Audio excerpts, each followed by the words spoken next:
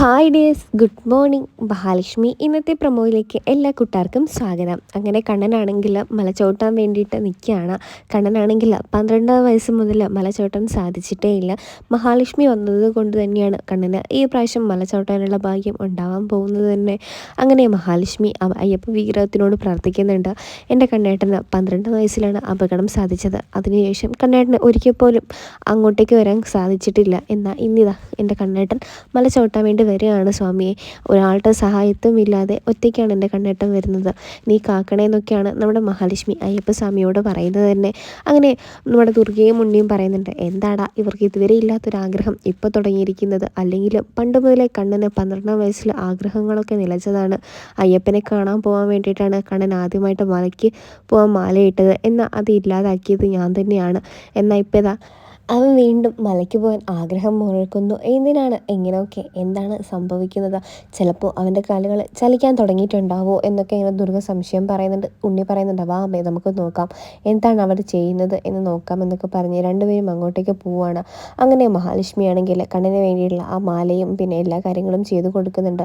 അവിടെ മൂത്തൊരു അയ്യപ്പസ്വാമി ഉണ്ടായിരുന്നു. ആ അയ്യപ്പസ്വാമിയാണ് ഇവരുടെ എല്ലാവരുടെ കാര്യങ്ങളും നോക്കിക്കൊണ്ടിരിക്കുന്നത് തന്നെ. അങ്ങനെ അയ്യപ്പസ്വാമികളുടെ ഇടയ്ക്കിടെ കണ്ണിൻ്റെ കാലുകളിൽ ചലിക്കുന്നതായിട്ട് നമ്മുടെ ഉണ്ണി ശ്രദ്ധിക്കാൻ തുടങ്ങിയിട്ടുണ്ട്. ഉണ്ണിയാണെങ്കിൽ പെട്ടെന്ന് തന്നെ കണ്ണിൻ്റെ വലതുകാല് ഇങ്ങനെ ചലിക്കുന്നത് കാണുന്നുണ്ട്. അപ്പോഴേക്കും ഉണ്ണിക്ക് ചില സംശയങ്ങളൊക്കെ തോന്നിയിട്ടുണ്ട്. ഉണ്ണി വിചാരിക്കുന്നുണ്ട്, ഇനിയിപ്പോൾ കണ്ണൻ നമ്മളോട് എല്ലാവരോടും കള്ളം പറഞ്ഞതാണോ?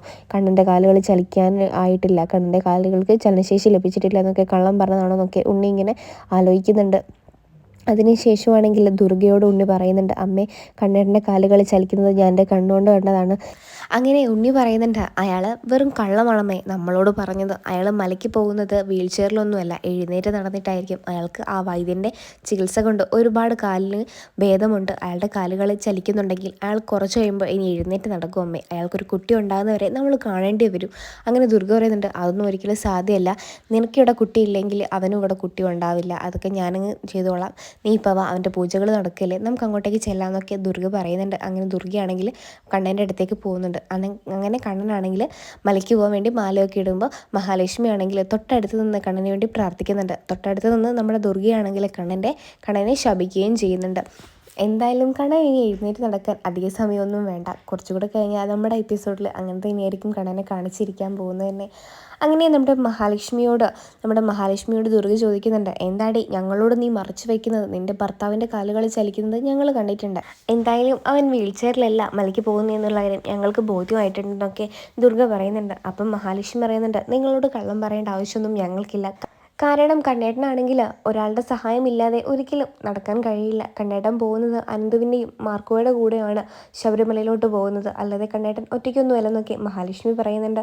അതിനുശേഷമാണെങ്കിൽ മഹാലക്ഷ്മി റൂമിലോട്ട് എത്തിയിട്ട് കണ്ണനോട് പറയുന്നുണ്ട്, കണ്ണേട്ട നിങ്ങളുടെ അമ്മയ്ക്കും നിങ്ങളുടെ അനിയനും എന്തൊക്കെയോ സംശയങ്ങൾ തോന്നി തുടങ്ങിയിട്ടുണ്ട്. നിങ്ങളോട് ഞാൻ അപ്പോഴേ പറഞ്ഞതില്ലേ ആ കസേരയിൽ നിന്ന് നിങ്ങൾ എഴുന്നേറ്റ് നിൽക്കേണ്ടെന്ന്. കാരണം അവരുടെ ചുറ്റും നമ്മളുടെ അടുത്താണ് അവരുടെ കണ്ണുകൾ ഇരിക്കുന്നത്. അതുകൊണ്ട് തന്നെ നിങ്ങളൊന്ന് സൂക്ഷിക്കണം. ആരോടും തന്നെ ഇപ്പോൾ ഒരു കാര്യവും നിങ്ങൾ പറയാൻ പോകണ്ട എന്നൊക്കെ മഹാലക്ഷ്മി കണ്ണനെ നിർദ്ദേശിക്കുന്നുണ്ട്. അതിനുശേഷമാണെങ്കിൽ പിറ്റേന്ന് രാവിലെ തന്നെ നമ്മുടെ മഞ്ജുവിനെയും കൊണ്ട് സാഗർ അവിടെ വീണ്ടും എത്തിയിരിക്കുകയാണ് ആ ഒരു വലിയൊരു ഷോപ്പിൽ. അങ്ങനെ പിറ്റേന്ന് തന്നെ സാഗറിനെയും കൂട്ടിക്കൊണ്ട് വന്നതുകൊണ്ട് തന്നെ മാനേജറിന് നല്ല ഭയം ഉണ്ടായിരുന്നു. കാരണം തലേന്ന് മാർക്കോ വന്നിട്ട് നമ്മുടെ മാനേജറിന് കണക്കിന് കൊടുത്തത് കൊണ്ട് തന്നെ ഇനിയിപ്പോൾ ഇവനും എന്നെ തല്ലാൻ വന്നതാണോ എന്നുള്ളൊരു സംശയം നമ്മുടെ മാനേജറിൻ്റെ ഉള്ളിൽ ഉണ്ടായിരുന്നു. പെട്ടെന്ന് തന്നെ മഞ്ജുവിനെ കണ്ട ഉടൻ തന്നെ എണീച്ച് നിന്ന് ഭയങ്കരമായിട്ട് സ്വീകരണമൊക്കെ ചെയ്യുന്നുണ്ട് നമ്മുടെ മാനേജറാണെങ്കിൽ. അപ്പോൾ മഞ്ജുവിനോട് പറയുന്നുണ്ട്, നാളെ തൊട്ട് അല്ലെങ്കിൽ ഇന്ന് തൊട്ട് നീ ഇവിടെ ജോലിക്ക് നിന്നോ, എനിക്കൊരു കുഴപ്പമില്ല, നിനക്കൊരു കുഴപ്പവും ഉണ്ടാവില്ല. ഇവിടുന്ന് ഏത് സ്റ്റാഫും വേണമെങ്കിലും പൊക്കോട്ടെ, പക്ഷെ നീ പോകരുത്. നീ മാർക്കോയുടെ പെങ്ങളാണെന്നുള്ള കാര്യം ഞാൻ അറിഞ്ഞിട്ടില്ല. എന്നോട് നീ ക്ഷമിക്കണം. ഇനി നീയായിട്ട് ഒരു പ്രശ്നത്തിനും ഞാൻ തരില്ല എന്നൊക്കെ പറയുന്നുണ്ട്. അപ്പോൾ മഞ്ജു പറയുന്നുണ്ട്, താൻ ഇങ്ങനെയൊന്നും ആയിരുന്നില്ല മുമ്പ് പറഞ്ഞിരുന്നത്. ആ മേഘനാഥൻ്റെ വാക്ക് കേട്ടിട്ടില്ലേ താൻ എന്നെ അപമാനിച്ചത്, അതിനെ തനിക്ക് ഞാൻ തന്നിരിക്കുമെന്നൊക്കെ നമ്മുടെ മഞ്ജു പറയുന്നുണ്ട്. അതൊക്കെ ക്ഷമിക്കണം പെങ്ങളെ എന്നുള്ള രീതിയിലാണ് നമ്മുടെ മാനേജർ സംസാരിക്കുന്നത് തന്നെ. അതിനുശേഷമാണെങ്കിൽ മഞ്ജു പറയുന്നുണ്ട്, ഓക്കെ ഞാൻ ക്ഷമിച്ചിരിക്കുന്നു എന്നൊക്കെ പറഞ്ഞിട്ട് സാഗറിനെയും കൊണ്ട് പുറത്തോട്ട് പോവുകയാണ്. അതിനുശേഷമാണെങ്കിൽ സാഗർ പറയുന്നുണ്ട്, മഞ്ജു ഇപ്പം നീ ഓക്കെ ആയില്ലേ, ഇപ്പം നീ സന്തോഷമായില്ലേ, അത് മതി എനിക്ക്, ഞാൻ എന്നാൽ വീട്ടിലോട്ട് പോട്ടെ എന്ന് പറയുമ്പോൾ മഞ്ജു പറയുന്നുണ്ട്, നിക്ക് സാഗറേട്ടാ, എനിക്ക് ഒരാളെ കൂടെ കാണാനുണ്ട്, ആ മേഘനാഥനെ, അവനെയും കൂടെ കണ്ടിട്ട് നമുക്ക് പോകാമെന്നൊക്കെ പറഞ്ഞിട്ട് മേഘനാഥൻ്റെ അരികിലേക്ക് സാഗറിനെയും കൊണ്ട് മഞ്ജു പോകുന്നുണ്ട്. അങ്ങനെ മേഘനാഥൻ്റെ വീട്ടിലെത്തിയിട്ട് മഞ്ജു പറയുന്നുണ്ട്, താൻ എന്താണോ വിചാരിച്ചത്, താൻ വിചാരിച്ചാൽ മാത്രമേ ഈ ലോകത്ത് എല്ലാം നടക്കുമെന്നോ, എന്നാൽ താൻ കണ്ടോ, ഞാനിപ്പോൾ ആ ടെക്സ്റ്റൈൽസിൽ നിന്നാണ് തിരിച്ചു വരുന്നത്, എന്നെ അവിടെ വീണ്ടും ജോലിക്ക് എടുത്തു, എനിക്ക് ചോദിക്കാനും പറയാനൊക്കെ ഒരുപാട് ആൾക്കാരുണ്ടോ, എനിക്ക് ഏട്ടന്മാരൊക്കെ ആയിട്ട് ഒരുപാട് ആൾക്കാരുണ്ടെന്നൊക്കെ മഞ്ജു ഇങ്ങനെ പറയുന്നുണ്ട്. അതിനുശേഷമാണെങ്കിൽ നമ്മുടെ മേഘനാഥൻ ആകെ മൊത്തം നാണം കെട്ടിട്ട് ഉള്ള ഒരവസ്ഥയിലാണ് നിൽക്കുന്നത് തന്നെ. ഇതൊക്കെ എങ്ങനെയാണ് സംഭവിക്കുന്നത്, എല്ലാം തിരിച്ചടികൾ മാത്രമാണല്ലോ വീണ്ടും കിട്ടുന്നതെന്നൊക്കെ മേഘനാഥൻ ഇങ്ങനെ വിചാരിക്കുന്നുണ്ട്. അതിനുശേഷമാണെങ്കിൽ നമ്മുടെ ഉണ്ണിയാണെങ്കിൽ നമ്മുടെ കരുണയെ കാണാൻ വേണ്ടി വരുന്നുണ്ട്. അങ്ങനെ കണ്ണൻ്റെ കാലുകളിൽ ചലിക്കുന്നുണ്ട്. അയാൾ വീണ്ടും ശബരിമല ചവിട്ടാൻ വേണ്ടി പോവുകയാണെന്നൊക്കെ ഉണ്ണി ഇങ്ങനെ പറയുന്നുണ്ട്. അപ്പോൾ ഉണ്ണിയോട് പറയുന്നുണ്ട്, എന്താ ഇതിങ്ങനെ ഇങ്ങനെയൊക്കെ സംഭവിക്കുന്നത് എന്നുള്ള രീതിയിൽ നമ്മുടെ മുത്തശ്ശി പറയുന്നുണ്ട്, ആ കാല് സുഖമില്ലാത്തവൻ്റെ ഓരോരോ ആഗ്രഹങ്ങളെ. അപ്പോൾ നമ്മുടെ പ്രതാപൻ പറയുന്നുണ്ട്, അവൻ്റെ ആഗ്രഹങ്ങളൊന്നുമല്ല, അത് അവളുടെ ആഗ്രഹങ്ങളാണ്. അപ്പോഴാണ് പ്രതാപൻ ഒരു കാര്യം ആലോചിക്കുന്നത്, പണ്ട് മല ചവിട്ടാൻ വേണ്ടി വന്ന ഒരാളായിരുന്നു നമ്മുടെ കണ്ണൻ. ആ സമയത്താണ് പ്രതാപൻ്റെ ലോറി ഇടിച്ച് കണ്ണന് ആ വലിയൊരു അപകടം സംഭവിക്കുന്നത്. അങ്ങനെ പ്രതാപൻ്റെ മനസ്സിലൂടെ ആ ഒരു കുറേ ഓർമ്മകൾ ഇങ്ങനെ പോയിക്കൊണ്ടേയിരിക്കുന്നുണ്ട്. അങ്ങനെ നമ്മുടെ ഉണ്ണി നമ്മുടെ പ്രതാപനെ ശ്രദ്ധിക്കാൻ തുടങ്ങുന്നുണ്ട്. ഇയാളുടെ മുഖം എന്താ ഇത് പറയുമ്പോൾ മാറുന്നത് എന്നുള്ള രീതിയിൽ ശ്രദ്ധിക്കാൻ തുടങ്ങുന്നുണ്ട്. അപ്പോൾ ഉണ്ണിയാണെങ്കിൽ വീണ്ടും ആ കാര്യത്തെക്കുറിച്ച് വീണ്ടും പറയുന്നുണ്ട് പ്രതാപനോടാണെങ്കിൽ. അപ്പം മുത്തശ്ശിയുടെ മുഖത്ത് വലിയൊരു ഭാഗമാറ്റമൊന്നും ഇല്ല. അങ്ങനെയാണെങ്കിൽ നമ്മുടെ ഉണ്ണി വീണ്ടും വീണ്ടും ആ കാര്യങ്ങൾ നമ്മുടെ പ്രതാപനോട് പറയുമ്പോൾ പ്രതാപൻ്റെ മുഖം വീണ്ടും വീണ്ടും മാറുന്നതായിട്ട് ഉണ്ണി വീണ്ടും ശ്രദ്ധിക്കുന്നുണ്ട്. അപ്പോൾ ഉണ്ണി പറയുന്നുണ്ട്, എന്താ അച്ഛാ, എന്ത് പറ്റി, എന്തെങ്കിലും പ്രശ്നമുണ്ടോ? അപ്പോൾ ഉണ്ണി ഒന്നുമില്ല എന്നൊക്കെ നമ്മുടെ പ്രതാപൻ മറുപടി നൽകുന്നുണ്ട്. അപ്പോഴാണ് നമ്മുടെ മോഹിനി അങ്ങോട്ടേക്ക് വരുന്നത്. അപ്പം നമ്മുടെ പ്രതാപന് ഉള്ളതും പേടിയായി. ഇനിയിപ്പോൾ മോഹിനി വല്ല ഇത് വിളിച്ച് ഉണ്ണിയോട് പറഞ്ഞാൽ വലിയ പ്രശ്നവും, ഉണ്ണിയെ നമ്മുടെ കൂട്ടത്തിൽ നിർത്തിയേ മതിയാവും, അല്ലെങ്കിൽ വലിയ പ്രശ്നത്തിലേക്കാണ് പോകുന്നത്.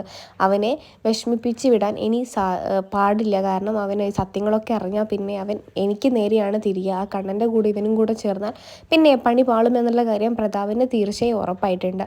അങ്ങനെ നമ്മുടെ ഉണ്ണിയുടെ ഈ ഒരു കാര്യങ്ങളൊക്കെ മനസ്സിലാക്കുന്നത് കൊണ്ട് തന്നെ പ്രതാപൻ ഉണ്ണിയെ ഭയങ്കരമായിട്ട് സ്നേഹിക്കാനൊക്കെ തുടങ്ങിയിട്ടുണ്ട്. അങ്ങനെ വാമനെ കാണാൻ വേണ്ടി മേഘനാഥൻ പോകുന്നുണ്ട്. ഉണ്ണി ഈ കാര്യങ്ങളൊക്കെ അറിഞ്ഞാൽ വലിയ പ്രശ്നത്തിലേക്ക് ചാടുമെന്ന് വാമൻ പറയുന്നുണ്ട്. അപ്പം മേഘനാഥൻ പറയുന്നുണ്ട്, ഞാനിപ്പോൾ എന്താ ചെയ്യേണ്ടത്, നിങ്ങൾ പറഞ്ഞിട്ടാണ് ഞാൻ അവരെ ഇല്ലാതാക്കാൻ ശ്രമിച്ചത്. അപ്പോൾ വാമൻ പറയുന്നുണ്ട്, ഞങ്ങളുടെ പേരൊന്നും നീ എവിടെയും പറയല്ലേ, കാരണം അത് ദുർഗി അറിഞ്ഞാൽ വലിയ പ്രശ്നത്തിലേക്കാണ് പോവുക, അത് നിനക്കറിയാലോ എന്നൊക്കെ ഇങ്ങനെ പ്രതാപനോട് പറയുന്നുണ്ട്.